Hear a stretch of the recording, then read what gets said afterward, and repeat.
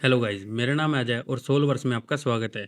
जब से मार्वल ने आरडीजे को एज डूम अनाउंस किया है, तब से लोग गड़े मुर्दे भी उखाड़ने लग गए हैं। कुछ भी थ्योरीज बना के लोगों के मुंह पे फेंक रहे हैं। अब एकदम से बोलने लग गए हैं कि स्टीव रोजर ने इनकर्जन शुरू किया है, जबकि क्लिया ने मूवी में साफ साफ बोला है, स्ट्रेंज तुमने इनकर्जन शुरू किया है, तुम इसे फिक्स करोगे।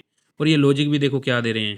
स्टीव रोजर के इवेंट वोंडा और स्पाइडरमैन वाले कांड से पहले हुए हैं। तो उन सभी को मैं बता दूं कि जब क्लिया ने डॉक्टर स्ट्रेंज को कहा कि तुमने इनकर्जन शुरू किया है, उसका बेस मल्टीवर्स ऑफ मैडनेस या स्पाइडरमैन नो वे के इवेंट नहीं थे, बल्कि उसने इन्फिनिटी वॉर के इवेंट को भी एड्रेस किया था, जो स्टीव रोजर के टाइम ट्रेवल करने के बहुत पहले थे।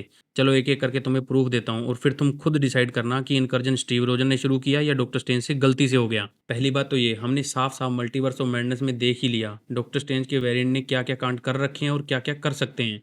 और दूसरी बात, क्या तुम्हें वो एवेंजर इन्फिनिटी वॉर में डॉक्टर स्ट्रेंज के 1 करोड़ 40 लाख पॉसिबिलिटी वाला सीन याद है, जब वो टाइम स्टोन की पावर यूज करके आने वाली इतनी सारी पॉसिबिलिटीज देखता है और एक रास्ता चुनता है कि थैनोस के आने के बाद क्या करना है। तो वहाँ ऐसा नहीं था कि उसने प्रीसाइजली इतनी सारी पॉसिबिलिटी के कॉन्सिक्वेंसेज भी साथ में समझ लिए, उसने सिर्फ आउटकम देखे। और फिर वहाँ थैनोस के आने के बाद फाइट शुरू होती है, लेकिन थैनोस अपनी स्टोन्स की पावर की मदद से उनको ओवर पावर कर देता है और वो आयरन मैन के पेट में छुरा घोंप देता है। और फिर डॉक्टर स्ट्रेंज उसे रोकता है और टाइम स्टोन दे देता है अपनी मर्जी से। वो चाहता तो टाइम को रिवर्स कर सकता था, टोनी को बचा सकता था, या और भी नए तरीके यूज कर सकता था, क्योंकि उसने डार्क डायमेंशन के रूलर तक को हराया हुआ है। और हमने देखा भी, वो थैनोस के 3 स्टोन होने के बावजूद भी उसके सामने अच्छे से काउंटर कर रहा था। लेकिन वो अपने प्लान पे स्टिक था। उसका मेन मकसद टोनी को बचाना नहीं था, क्योंकि उसकी बलि तो वो एंड गेम में दे ही देता है, बल्कि अपने प्लान के अकॉर्डिंग एक बार जैसे तैसे इस समस्या का समाधान निकालना था, जो वो अपनी पॉसिबिलिटी में अपनी तरफ से निकाल भी चुका था। उसका प्लान सिंपल था, अगर थैनोस जीतना चाहता है तो उसे जीतने दो, क्योंकि एवेंजर टाइम ट्रेवल करके सब कुछ सही कर देंगे। लेकिन उससे यहाँ मिस्टेक हो जाती है। उसका फाइनल आउटकम तो सही था, एवेंजर जीत भी गए, लेकिन उसके उस फैसले से इनकर्जन भी शुरू हो गया। और ऐसा भी नहीं है कि थैनोस के पास सारे स्टोन आने से इनकर्जन शुरू हो गया। इनकर्जन तब शुरू हुआ जब थैनोस ने सभी स्टोन्स को मिटा दिया। भले ही डॉक्टर स्ट्रेंज को पता था कि वो सभी स्टोन्स को नष्ट कर देगा, लेकिन उसके हिसाब से एवेंजर स्टोन वापस लाकर सब कुछ ठीक कर देंगे। शायद सब लोग वो एंशिएंट वन की बात हजारों बार देखकर भी भूल गए हैं। चलो दोबारा ध्यान से याद दिलवा देता हूँ। अगर किसी भी टाइमलाइन से अगर एक भी स्टोन गायब हुआ तो विनाश तय है। तो ये जो विनाश की बात एंशिएंट वन कर रही थी, वो इनकर्जन के रूप में सामने आएगा धीरे धीरे। इनकर्जन कोई एकदम से होने वाला इवेंट नहीं है, भले ही तुम खुद चेक कर लेना कॉमिक्स में।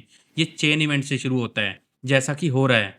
चलो एक और प्रूफ दे देता हूँ। क्या तुम्हें याद है एंड गेम में जब स्नैप के बाद पहली बार अवेंजर्स को थैनोस के बगीचे में होने का हिंट मिलता है, तो रॉकेट एक बात बोलता है कि जब थैनोस ने स्नैप किया तो ब्रह्मांड में एक झटका महसूस हुआ, जो आज तक नहीं देखा गया। और 23 दिन बाद वैसा ही झटका फिर हुआ है। पहला झटका तो स्नैप से हुआ था, लेकिन जो 23 दिन बाद हुआ था, जब थैनोस ने सारे स्टोन्स को तोड़ दिया, तो वो इनकर्जन की शुरुआत थी। क्योंकि इस टाइमलाइन में अब एक भी स्टोन नहीं बचा। तुम खुद सोचो, जो टाइमलाइन का बेस ये स्टोन्स हैं, अगर वो ही ना रहे तो क्या होगा, तबाही होगी। और ये रुक सकती थी अगर डॉक्टर स्ट्रेंज थानोस को मणि ना देता। इसलिए मार्वल ने इनकर्जन का असली दोषी डॉक्टर स्ट्रेंज को दिखाया, और क्लिया ने तभी आकर उससे सीधा कहा कि स्ट्रेंज तुमने इनकर्जन शुरू किया है। बाकी अब तुम डिसाइड करो कि ये थ्योरी सही है या गलत। तुम्हें जो भी लगता है वो कमेंट सेक्शन में बता सकते हो। ये सुनने के बाद कुछ लोग सोचेंगे कि क्लिया तो पहले भी आ सकती थी, जब थानोस ने स्नैप किया, तो वो पहले क्यों नहीं आई। तो भाई लोग, क्योंकि डार्क डायमेंशन और 6 मंथ्स का टाइम अलग तरीके से चलता है।